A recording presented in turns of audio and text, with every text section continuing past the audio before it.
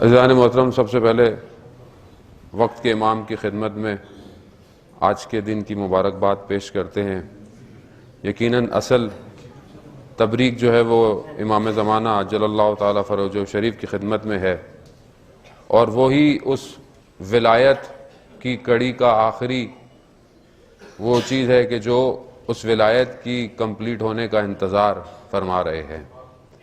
اور ظاہر ہے اس ولایت کو جو غدیر خم میں بیان ہوئی تھی اور لوگوں نے اسے اس طرح ایکسیپٹ نہیں کیا جسے کرنا چاہیے تھا، تو آج کئی سو سال گزرنے کے بعد اس اصل غدیر کا انتظار ظہور کر رہا ہے۔ اور اگر ہم نے غدیر کو اس طرح نہ سمجھا کہ جس طرح سمجھنے کا حق ہے، تو یہ ظہور پھر تاخیر ہو جائے گی، اور ہم بھی اس میں شمار ہیں اور رہیں گے۔ غدیر ذہنی عیاشی کا نام نہیں ہے کہ غدیر آئے اور کوئی قصیدہ پڑھے اور آپ واہ واہ واہ واہ کر کے گھر چلے جائیں۔ غدیر نظام ولایت کو قبول کرنے کا دن ہے۔ غدیر قرآن کی روح سے کفار کی مایوسی کا دن ہے۔ غدیر قرآن کی روح سے دین کے کامل ہونے کا دن ہے۔ غدیر قرآن کی روح سے اسلام کو پسندیدہ دین قرار دینے کا دن ہے۔ خوب یہ دن ظاہر ہے اگر اتنا آسان ہوتا تو پھر یہ قرآن کی آیت نازل نہ ہوتی رسول خدا کے لیے کہ بلغ ما انزل الیک، کہ اے رسول جو ہم نے آپ پر نازل کیا ہے اس کو لوگوں تک پہنچائیں، تبلیغ کریں اور مت گھبرائیں اس سے۔ اور اگر آپ نے یہ کام انجام نہیں دیا تو گویا آپ نے رسالت کا کوئی کام انجام نہیں دیا۔ خوب یہ صرف جملے نہیں ہیں، کلام کون کر رہا ہے؟ پروردگار کر رہا ہے۔ کس سے کر رہا ہے؟ صدیق اور امین سے کر رہا ہے، خاتم الانبیاء سے کر رہا ہے۔ اس سے فرما رہا ہے پروردگار جس کے صدقے میں کائنات خلق ہوئی ہے۔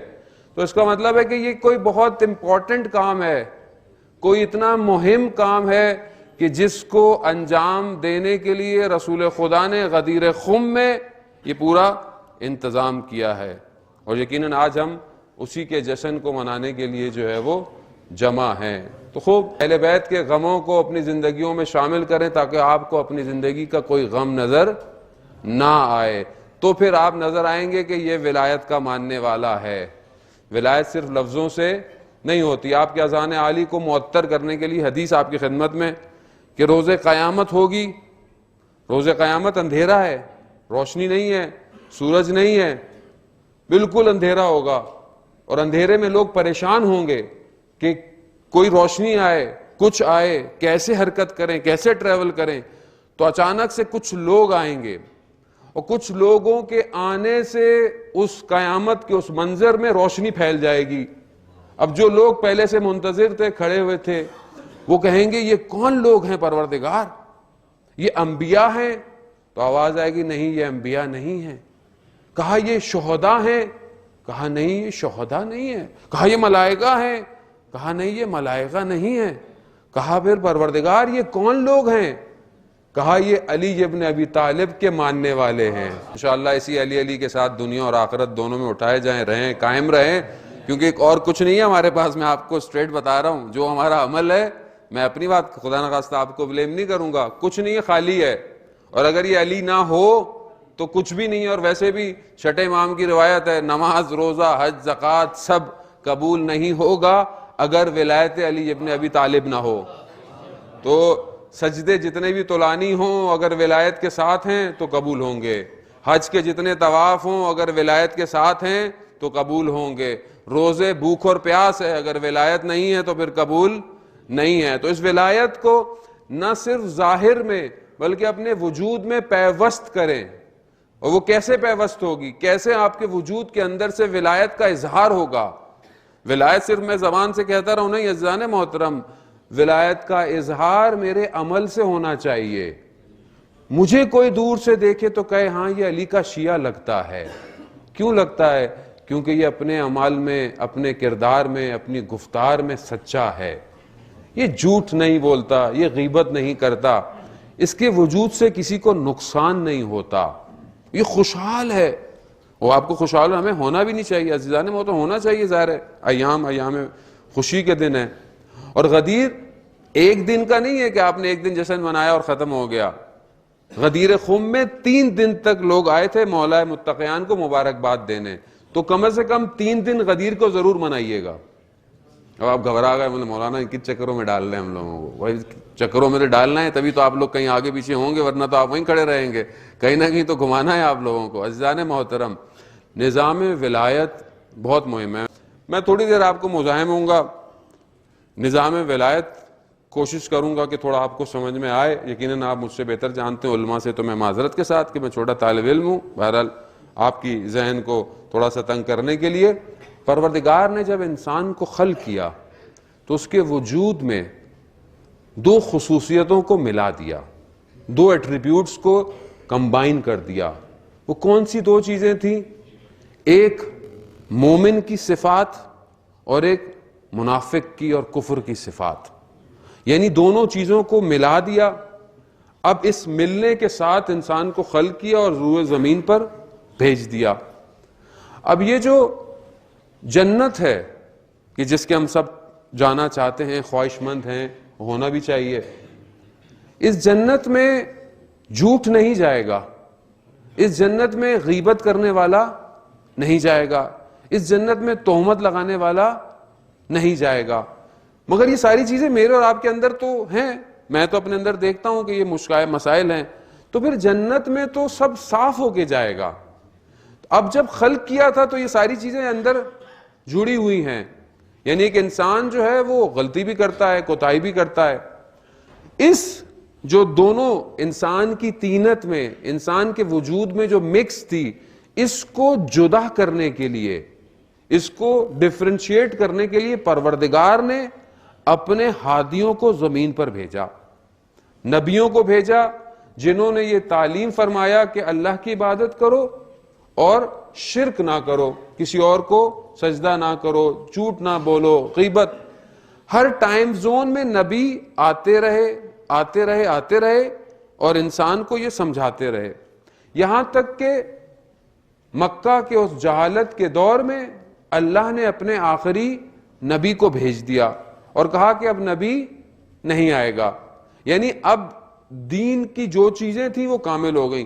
لیکن پھر بھی ہم دیکھتے ہیں کہ جب اللہ نے رسول خدا کو بھیجا تو سورہ منافقون بھی آ رہی ہے. یعنی اس کا مطلب ہے کہ ابھی معاشرے میں منافق موجود ہے. اب اس منافقت کو دور کیسے کرے کہ اب اسلام آ گیا، بہترین دین آ گیا، سب کچھ آ گیا. تو اب اس منافقت کو 2 حصوں میں جدا کرنے کے لیے پروردگار نے اس نظام ولایت کو اتارا. غدیر خم کا میدان سجا، رسول خدا نے سب کو جمع کیا. وہ اتنا بڑا پالان بنایا جو تاریخ میں اس جیسا کبھی سٹیج نہ پہلے بنا تھا نہ اس کے بعد بنے گا. اچھا، وہ گھوڑوں سے اتارا بھی اس لیے تھا، اونٹوں سے، کہ یہ بھاگ نہ جائیں، تاکہ ان سب کے جمع کریں، ان کو سب کو جمع، جو آگے تھے ان کو انتظار کرو، جو پیچھے، تاکہ کسی پر کوئی حجت باقی نہ رہے. سب کو بتا دیا کہ اب تم پر حجت قائم ہو چکی ہے. اب جب سب کو بلایا تو غدیر خم جو کہ ہم سنتے ہیں وہ صرف ایک لائن ہے، ورنہ رسول خدا نے جو خطبہ دیا وہ قرآن کے ایک پارے کے برابر ہے. غدیر خم کا جو خطبہ ہے وہ کبھی آپ کو وقت ملے مولانا کے ساتھ یہاں بیٹھ کر، ایام میں ویسے ہمارے پاس وقت تو ہوتا نہیں ہے، عموماً زندگی ہماری اتنی بزی ہے، لیکن کبھی وقت ملے تو اس خطبے کو ایک دفعہ مطالعہ ضرور کریں. رسول خدا نے لوگوں کو اپنے سارے کاموں سے آگاہ کیا، لوگوں نے اقرار کیا کہ آپ نے بہترین کام کیا، آپ نے اچھا کام کیا، آپ نے ہمارے ساتھ یہ کیا. یہ سب کرنے کے بعد رسول خدا نے بعد میں فرمایا، من کنت مولا فہذا علی مولا، میں جس کا مولا ہوں علی اس کا مولا ہے. اب مولا دوست نہیں ہے، مولا رشتہ دار نہیں ہے، مولا کے معنی رہنما کے ہیں، لیڈر کے ہیں، رہبر کے ہیں. اسی لیے مولا کائنات کو رسول خدا نے صرف زبان سے نہیں کہا کہ لوگ شاید سمجھے زبان سے، بلکہ اپنے ہاتھوں سے اٹھا کر اور رسول خدا نے مولا متقیان کو بلند کیا کہ جو نہیں دور سے سن سکتے تھے ان کو دکھایا، اور ہاتھ اٹھا کر یہ واضح کر دیا کہ یہ ولایت ہے کہ جس کے لیے اتنی زحمتیں ابھی تک 1,24,000 پیغمبر نے انجام دی ہیں. یہ آسان نہیں ہے ولایت. ہم لوگ بعضوں کہتے ہیں کیوں لوگوں نے قبول نہیں کیا، اتنا تو سمجھتے تھے، یہ تو جانتے تھے، کیوں ایکسیپٹ نہیں کیا لوگوں نے؟ تو یاد رکھیے پروردگار قرآن میں کہہ رہا ہے اہل بیت کو مخاطب کرتے ہوئے کہ ہم نے نجاست کو اہل بیت سے دور کر دیا ہے. اب جس کا وجود نجس ہے وہ ولایت علی ابن ابی طالب کا اقرار نہیں کرے گا. خوب یہ بہت ضروری ہے، کیونکہ آج کے دور میں ہمیں مشکل ہوتی ہے، ذہن میں ہوتی ہے یہ کیوں نہیں مان رہا. خوب آپ کا ہدف ہے سمجھانا بتانا، اگر مان جائے اچھی بات ہے. اب یہ جو ولایت کا اقرار ہوا تو منافق جو اسلام کے پردے میں چھپا ہوا تھا اس کا چہرہ واضح ہو گیا، کلیئر ہو گیا. یہ نظام ولایت اس انسان کو کہ جس کو پروردگار نے خلق کیا تھا اس کو کمال تک پہنچانے کے لیے یہ ولایت کا نظام پروردگار نے بھیجا. رسول خدا نے جو دین کو لے کر آئے تھے اس کی ایکسپلینیشن کے لیے اس ولایت کے نظام کو بھیجا. دشمن اس ولایت کو ہم سے زیادہ جانتا ہے. دشمن اس ولایت کو آج سے نہیں، رسول خدا کے دور سے جانتا ہے. کیوں انہوں نے مولا متقیان کو 25 سال خاموش کرنے کی پوری کوشش کی؟ کیوں انہوں نے امام حسن مجتبی علیہ السلام کو ختم تنگ کیا؟ کیوں کربلا برپا ہوئی؟ کیوں ہمارے امام 14 سال زندان میں قید ہوئے؟ کیوں امام تقی علیہ السلام 25 سال کی عمر میں شہید کر دیے گئے؟ کیوں کیوں کیوں؟ خوب یہ ایک انسان تھے، کیا فرق پڑتا تھا ایک انسان کو اگر یہ چھوڑ دیتے؟ کیوں نہیں چھوڑا؟ کیونکہ دشمن جانتا تھا یہ ایک شخص نہیں ہے، یہ پورا نظام ولایت ہے جو کائنات کو چلا رہا ہے.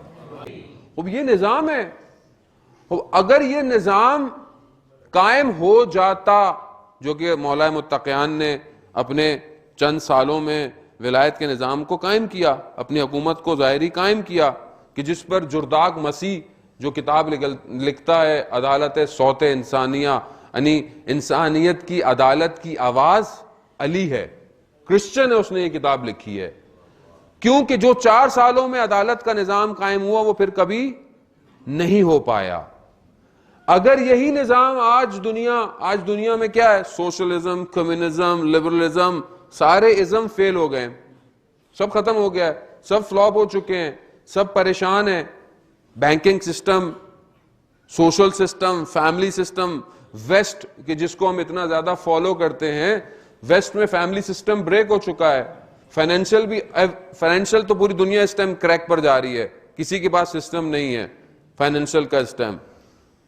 تو اس دنیا کو کون سا نظام ہے جو بچائے گا؟ اس دنیا کو کون سا سسٹم ہے جو اس ٹائم اس دنیا کو، ورنہ فائدہ کیا؟ اگر دنیا میں سسٹم نہیں ہے، دنیا میں کوئی صحیح سسٹم نہیں ہے تو پھر پروردگار نے دنیا کو کیوں بنایا؟